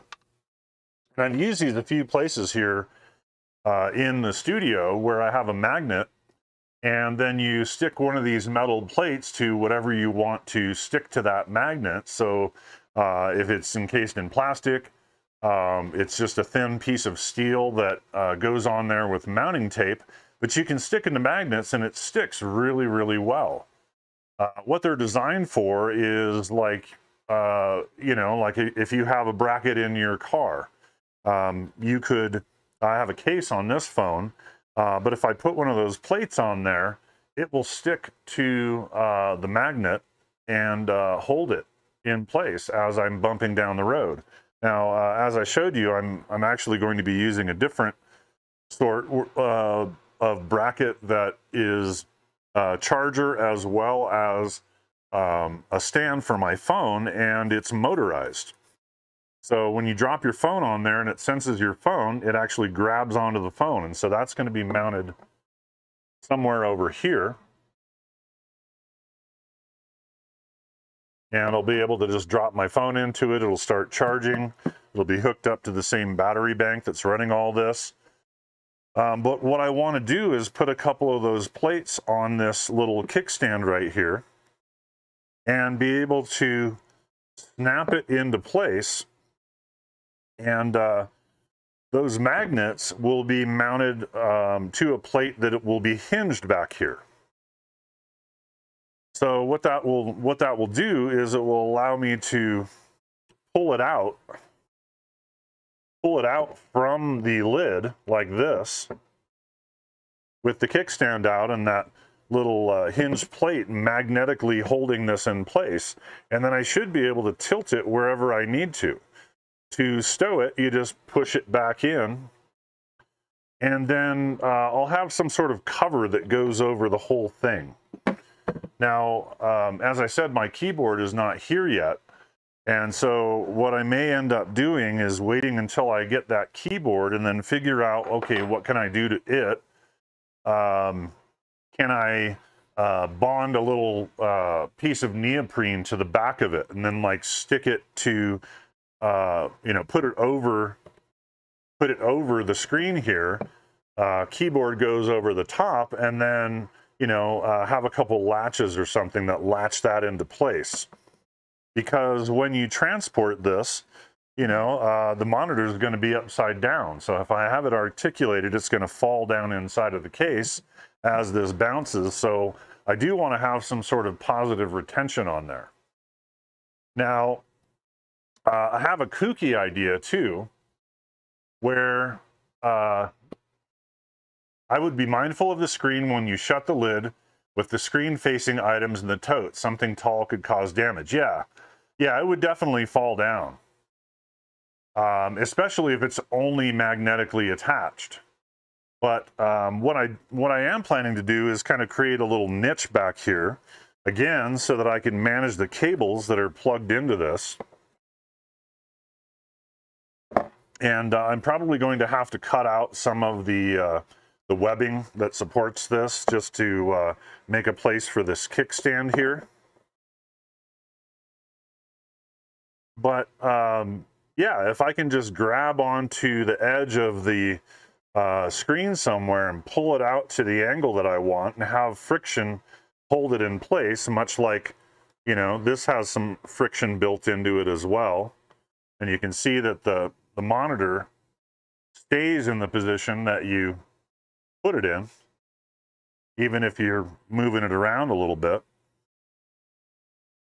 And the landscape feature doesn't really do anything for me, but it shows me that you know, they've designed that into the monitor where regardless of how you have it attached on there, even if it gets bumped, it's not going to shear the connection. So that's kind of a good thing.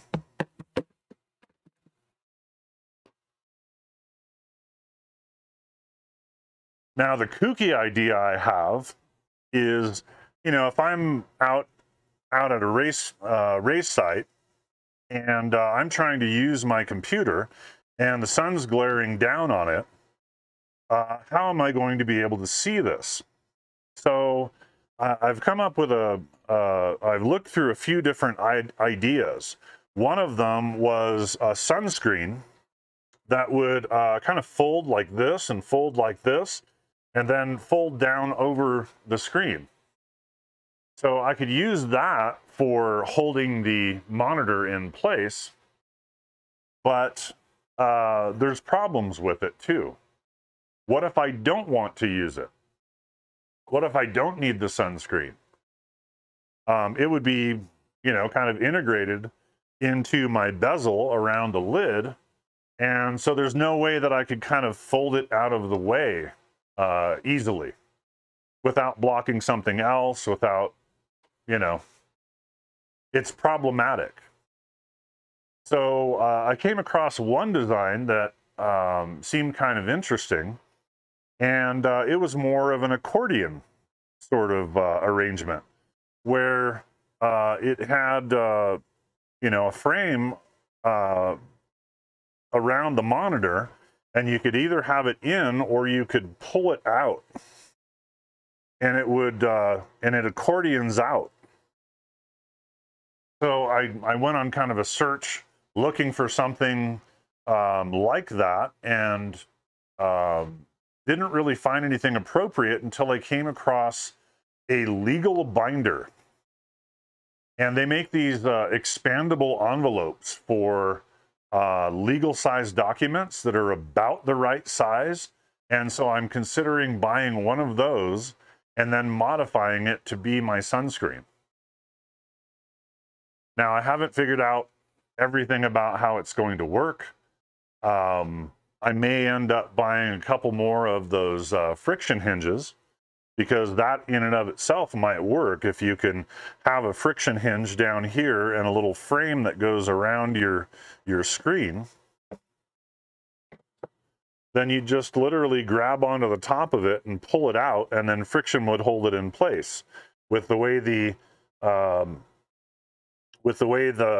screen articulates, you should be able to get it into a position where it's shaded and you can see it.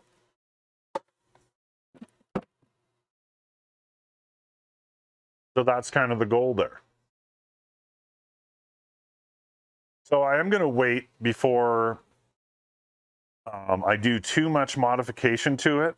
One of the mods that I could do right away, though, in my opinion, is to take the lid insert here, and I want to keep all of these pins that stick into these cylindrical holes, so that I have a nice firm latch connection on there, but then cut out everything else in between. And then over the top of this, I will be building my bezel out of polycarbonate plastic, and it will fasten onto here with some little body panel fasteners. And then once I have that flattened surface, I should be able to cut a hole in that for the kickstand mechanism that I was talking about, giving it enough clearance that you know, the cables won't snag. And one of the adapters that I have coming is a USB-C 180-degree adapter. So when it plugs into the side of the monitor right here, the cable actually heads back this way immediately. So instead of the cable sticking out this way, it comes back this way. And then I should be able to, you know, create a channel or whatever where that cable will sit in there with enough slack that I can pull it out as far as the monitor allows me to pull out, and push it back in without crushing the cable or pinching it. So that's kind of the goal there. Like I said, I could just start out at least marking this out, and then figure out what's going to work the best for cutting it. And thank you. Yeah, I mean, you know me, I try to think through everything, probably to the point of obsession. But, you know, if you're going to be designing something, you don't want to design a problem into it just because you didn't think about how it was going to work. And Shadow Man, hey, how are you doing? Good to see you, my friend.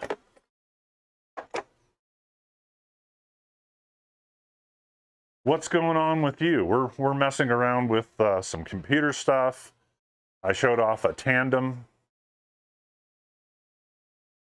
You'll need play in the cable for sure, plus not putting too much stress on the plug port itself. Yeah, and so what I may do is, you know, even with some tape or something, put that adapter on there, but then just let the cable hold itself in place. That way, if, you know, something got yanked, it would just unplug itself. Easy to fix. You could plug it back in. But yeah, I'm trying to think about all the things that could go wrong with this. Now, it's definitely easier to plan this for being fixed into place. I'm doing well. I'm doing well. Let me see if we can get a view of the tandem. Yeah, the tandem's right back here. Sorry if you can't see it that well. Let's see what other cameras we have. There we go. That one's a better one. So the yellow tandem picked up yesterday for 30 bucks. I went to a bike swap and was trying to sell stuff and ended up buying more stuff than I sold. But but I ended up with a tandem bike. You had one. Cool. It's got some issues. It wasn't set up properly. The cranks are out of phase because they use two different sizes of chain rings. And so, and then there's also some rust on the frame and a little bit of damage. So more than likely, the project is going to involve me tearing it down completely to the frame, and maybe taking it in and having it powder coated.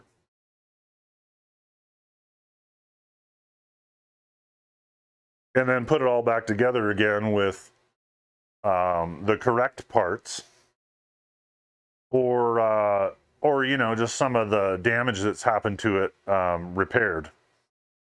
And then some new parts too. You know, I want to get some new saddles on there, new grips.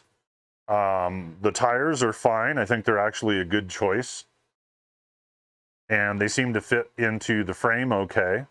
Definitely going to need to repack some hubs, rebuild some bottom brackets, you know, just freshen it all up a bit. But none of that is very expensive. So I'll probably still only have a couple $100 into it. And the goal is to have something that I can lend out. You know, I have a good relationship with my neighbors. And when I posted that you know, this fall would be home, a couple of them piped up right away saying, "Oh yeah, I'd love to ride that sometime." And I said, that's absolutely my goal.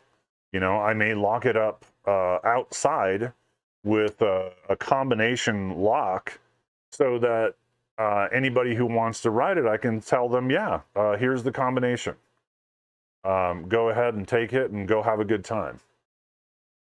So the design parameters are, I want it simple, I want it durable, I want it cheap, you know, so that I'm not lending out a very, very expensive bike and then getting disappointed with my friends and neighbors because they've damaged it. I want to definitely design it so that it won't really get damaged, even if they crash, because a lot of these people have never ridden a tandem before. So they're going to have some incidents with it. But then I got back to my nerd kingdom here. And I'm working on cutting out this lid because we're building a computer into my pack-out box.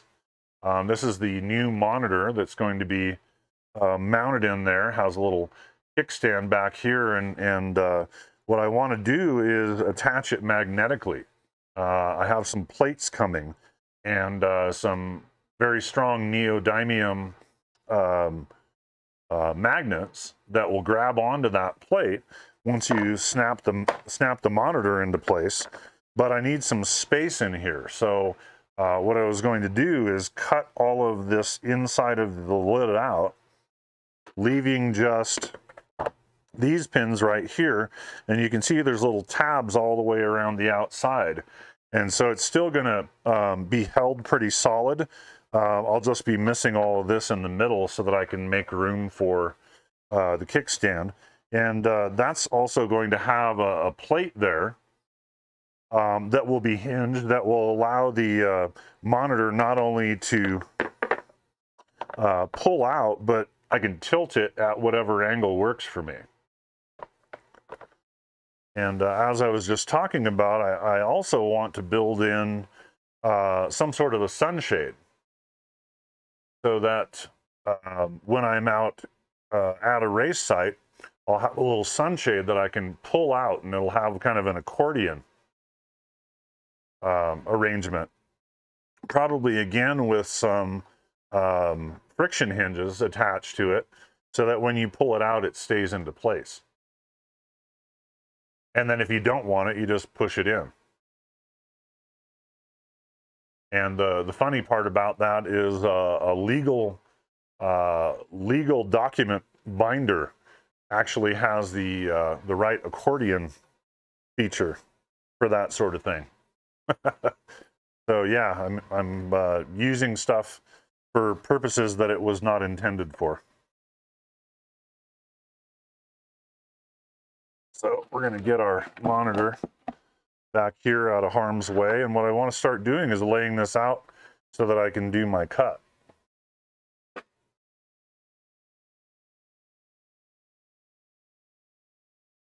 Let's see.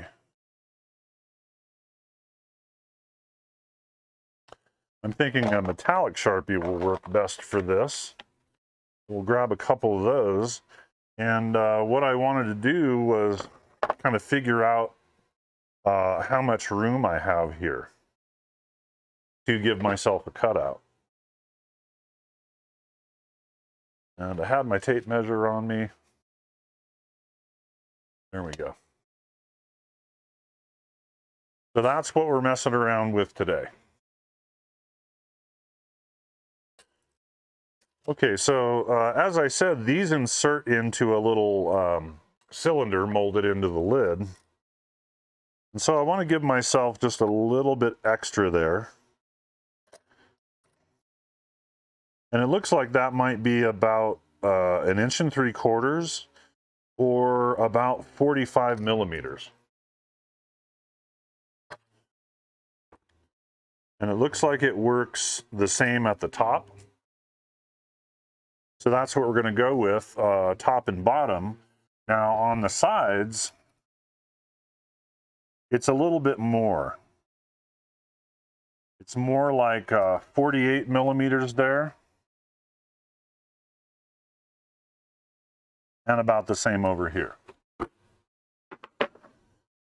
Okay, so 45 this way.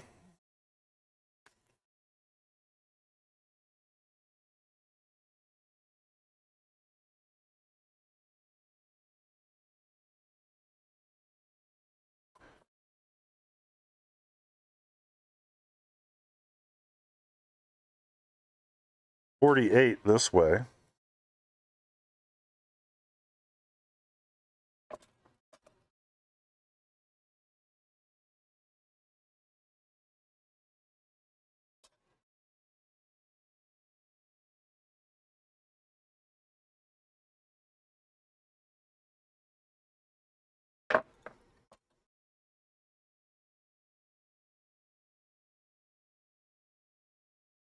Kind of a fat pen. It's hard to get a real fine mark there, but I'm doing my best.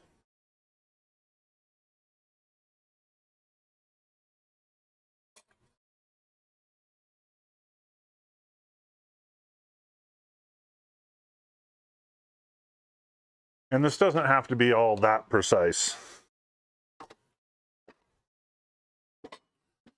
Let's see, we have a straight edge here.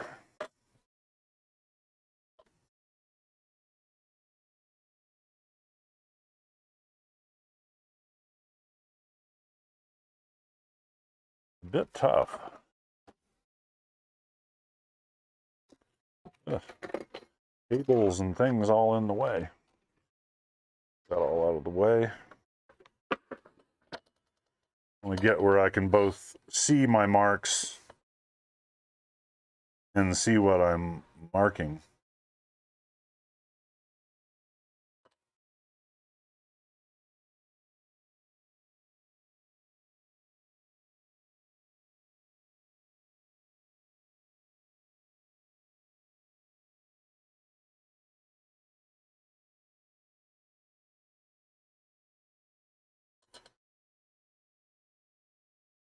And I think we want to, as we say in the trades, leave the line. In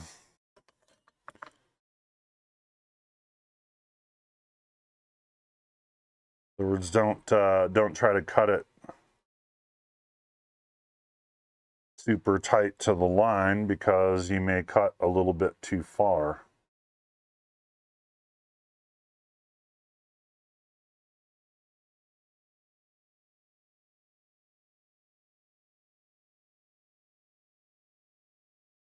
Okay.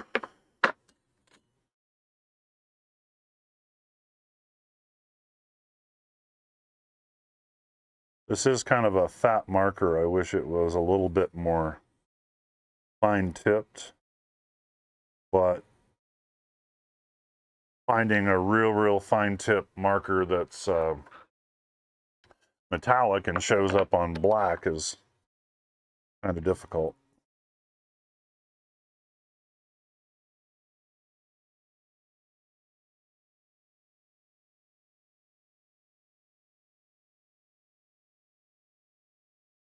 There we go.